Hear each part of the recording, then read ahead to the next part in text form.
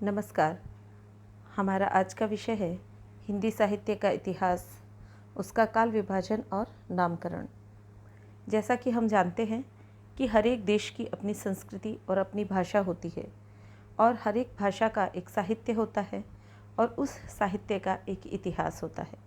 इसी तरह से भारतीय साहित्य और हिंदी साहित्य का भी अपना एक इतिहास है, अपनी एक संस्कृति है और उस संस्कृति की हजारों वर्षों की चिंतन का परिणाम है हिंदी का साहित्य। हिंदी के साहित्य के काल विभाजन के बारे में जानने से पूर्व हम हिंदी भाषा और भारतीय साहित्य के बारे में जानेंगे। हिंदी का विकास एक क्रमिक विकास है जो वैदिक संस्कृत के पश्चात लौकिक संस्कृत, उसके पश्चात पाली, फिर प्राकृत और अपभ्रंश से हिंदी का विकास हुआ। भारत में हिंदी से पूर्व संस्कृत का साहित्य बहुतायत से मिलता था और उसी परंपरा को लेकर हिंदी में भी साहित्य रचना प्रारंभ हुई। लगभग 1000 वर्ष पूर्व 1000 ईस्वी से हमें हिंदी साहित्य की रचनाएं मिलती हैं। उस 1000 साल के इतिहास को हम अनेक कालखंडों में विभक्त करते हैं क्योंकि अध्ययन की सुविधा के लिए हमें इसका वर्गीकरण आवश्यक होता है। किसी भी साहित्य के इतिहास के वर्गीकरण का आधार या तो तत्कालीन साहित्य की प्रमुख प्रवृत्तियाँ, उसका विषय, प्रमुख कवि अथवा उन कवियों की प्रसिद्ध कृतियाँ आदि होती हैं। हिंदी साहित्य के काल विभाजन का आधार या तो कृतिकर्ता पद्धति अथवा विषय की दृष्टि से किया जाता है। कई बार नामकरण का कोई सुदृढ़ आधार नहीं होता, तब उस कालखंड के किसी अत्यंत प्रभावशाली साहित्यकार के नाम पर भी नामकरण कर दिया जाता है। कई बार लेखन की प्रमुख शैलियों के आधार पर काल विभाजन किया जाता है। यदि हम हिंदी साहित्य की बात करें तो काल विभाजन की दिशा में जॉर्ज ग्रियर्सन ने सर्वप्रथम प्रयास किया। उनसे पूर्व के इतिहासकारों गारसा दत्तासी और शिव सिंह सिंगर ने इस दिशा में कोई विशेष ध्यान नहीं दिया था। जॉर्ज ग्रियर्सन के काल विभाजन की यह विशेषता है कि उन्होंने काल विभाजन के साथ ही विभिन्न कालों का नामकरण भी किया। उन्होंने पूरे इतिहास को 11 खंडों में विभक्त किया। चारण काल, 15वीं शती का पुनरुत्थान, मलिक मोहम्मद जायसी का प्रेमाख्यान, ब्रज की कृष्ण भक्ति, मुगल दरबार, तुलसीदास, रीति काव्य, तुलसीदास के परवर्ती कवि, 18वीं शताब्दी, कंपनी के शासन में हिंदुस्तान और महारानी विक्टोरिया के शासन में हिंदुस्तान। ये 11 कालखंड जॉर्ज ग्रियर्सन ने बताए। लेकिन उनके इस विभाजन में कई दोष हैं। उनके नामकरण के मूल में कोई निश्चित आधार नहीं है। इन त्रुटियों के होते हुए भी ग्रियर्सन महोदय का जो ये काल विभाजन है, ये अत्यंत ऐतिहासिक महत्व रखता है। इसके पश्चात मिश्र बंधुओं ने अपने साहित्य के इतिहास मिश्र बंधु विनोद नामक ग्रंथ में काल विभाजन की दृष्टि से एक नई दृष्टिकोण से उन्होंने काल विभाजन प्रस्तुत किया। मिश्र बंधुओं का जो काल विभाजन है वो इस प्रकार है। उन्होंने सर्वप्रथम नाम दिया आरंभिक काल। इसके उन्होंने 2 भाग बताए। एक पूर्व आरंभिक काल जो 700 से 1343 विक्रम संवत तक माना है। फिर उत्तर आरंभिक काल, इसे उन्होंने 1344 से 1444 विक्रम संवत तक माना है। दूसरा उनका नामकरण था माध्यमिक काल। इसमें भी पूर्व माध्यमिक काल और प्रौढ़ माध्यमिक काल। पूर्व माध्यमिक काल का समय है 1445 से 1560 विक्रम संवत और प्रौढ़ माध्यमिक काल का है 1561 से 1680 विक्रम संवत। इसके पश्चात अलंकृत काल। अलंकृत काल में 1681 से 1790 तक तथा उत्तरालंकृत काल में 1791 से 1889 विक्रम संवत तक का ये कालखंड माना है। इसके पश्चात चौथा कालखंड उन्होंने बताया परिवर्तन काल। ये 1890 से 1925 तक का कालखंड है। और वर्तमान काल जिसे उन्होंने 1926 से अब तक निरंतर बताया। इस में कालक्रम को विभाजित रखते हुए तो व्यवस्थित काल विभाजन किया गया, किंतु यह वर्गीकरण भी उपयुक्त नहीं है।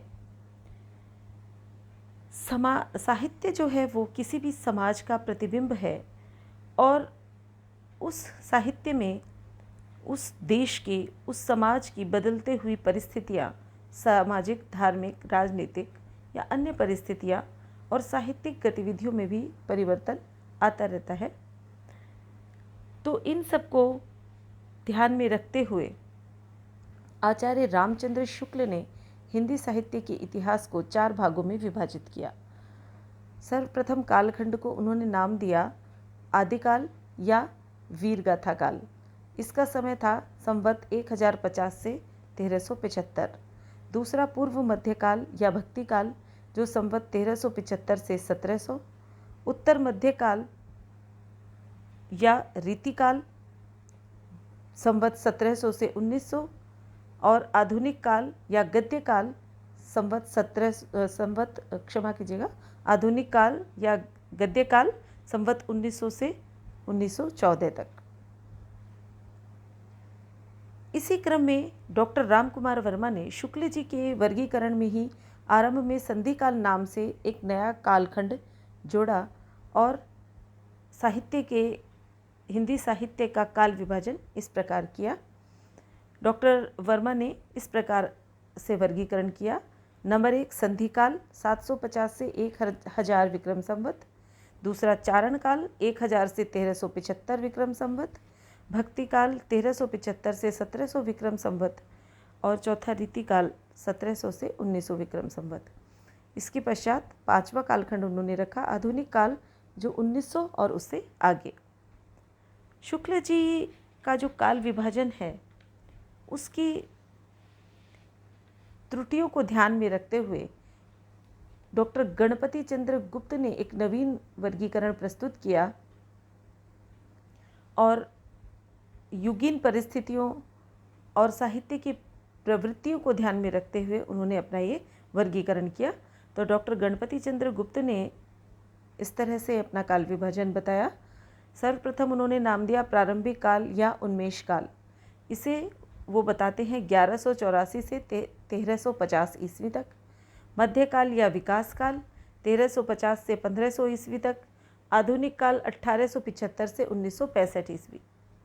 किंतु जितने भी काल विभाजन अभी हमने सुने वो मिश्र बंधुओं का, जॉर्ज ग्रियर्सन का, डॉक्टर गणपति चंद्र गुप्त का और डॉक्टर रामकुमार वर्मा का तथा आचार्य रामचंद्र शुक्ल का, इन सभी में सर्वाधिक मान्य और उचित वर्गीकरण आचार्य रामचंद्र शुक्ल का ही माना जाता है।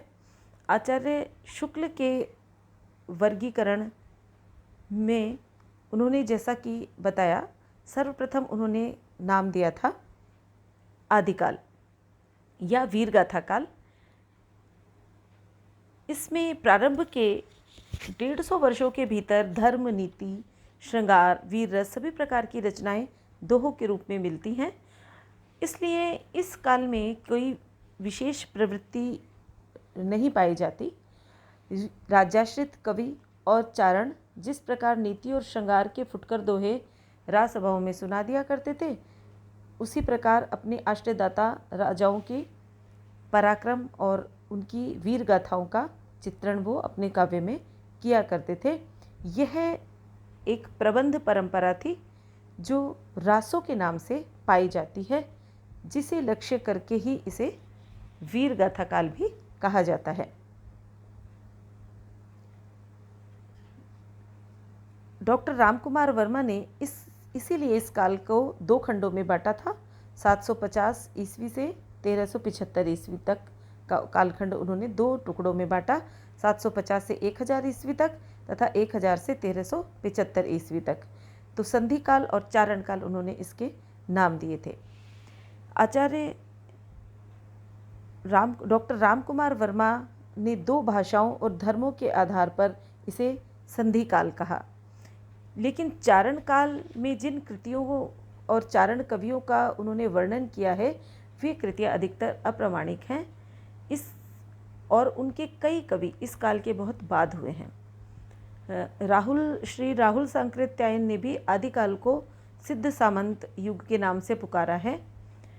उनके अनुसार इस समय के समाज पर सिद्धों और राजनीति पर सामंतों का एकाधिकार था, परंतु सिद्ध शब्द जैन और नाथों के धार्मिक साहित्य, मौलिक साहित्य और वीरगाथा प्रधान साहित्य को अपने में नहीं समेट पाता, इसलिए इस युग का नाम सिद्ध सामंत युग भी समीचीन नहीं है।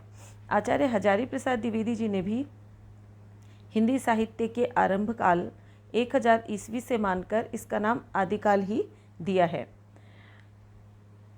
आचार्य द्विवेदी जी ने कहा है कि यह काल बहुत अधिक परंपरा प्रेमी, रूढ़िग्रस्त और सचेत कवियों का काल है। तो यदि पाठक इस धारणा से सावधान रहे तो यह नाम बुरा नहीं है।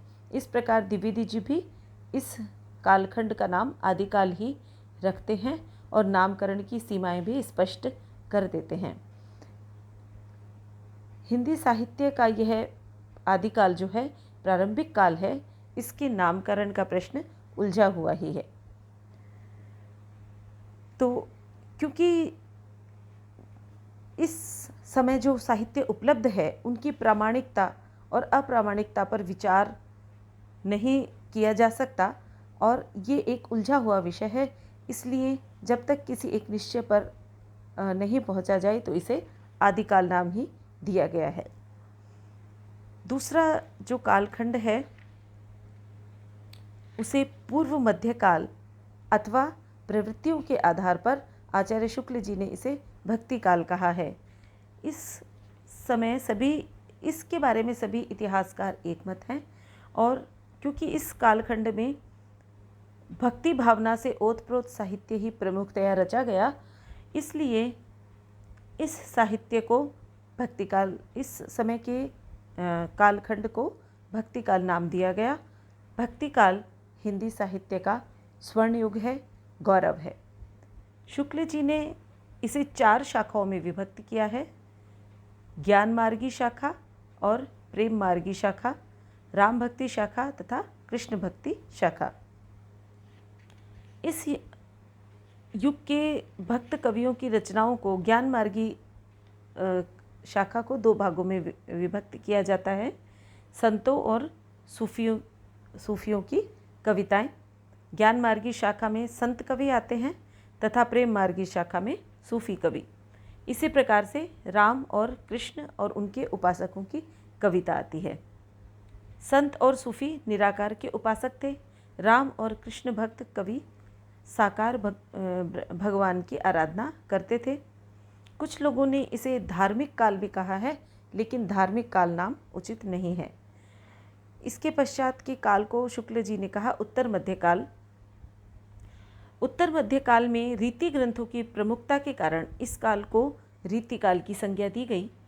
पंडित विश्वनाथ प्रसाद मिश्र ने इस नाम पर अपनी असहमति व्यक्त की है और उन्होंने इस काल को श्रृंगार काल के नाम से भी अभिहित किया है।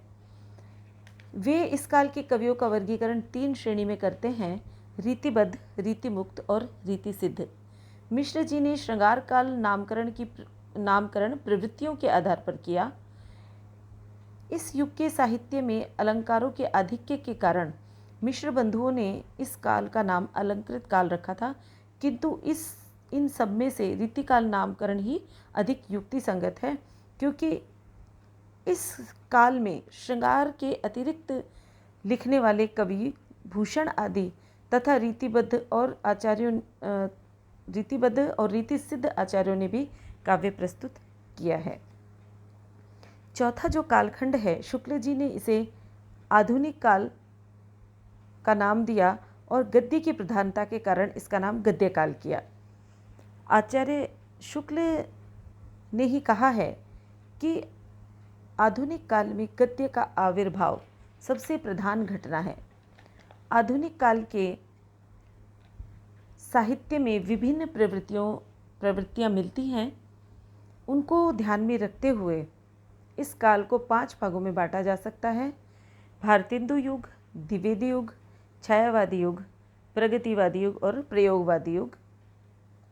इस काल में कविता भी यथेष्ट मात्रा में हुई, परंतु गद्य साहित्य के विभिन्न अंगों का जैसा विकास हुआ वैसा कविता का नहीं हो पाया। इसलिए इसे अनेक विद्वान गद्य काल नाम से भी पुकारते हैं। किंतु प्रवृत्तियों और रुचियों की दृष्टि से इस काल की प्रगति इतनी विशाल और इतनी बहुमुखी है कि उसे किसी वाद विशेष में बांधना या प्रवृत्ति में बांध देने से संकोच होता है।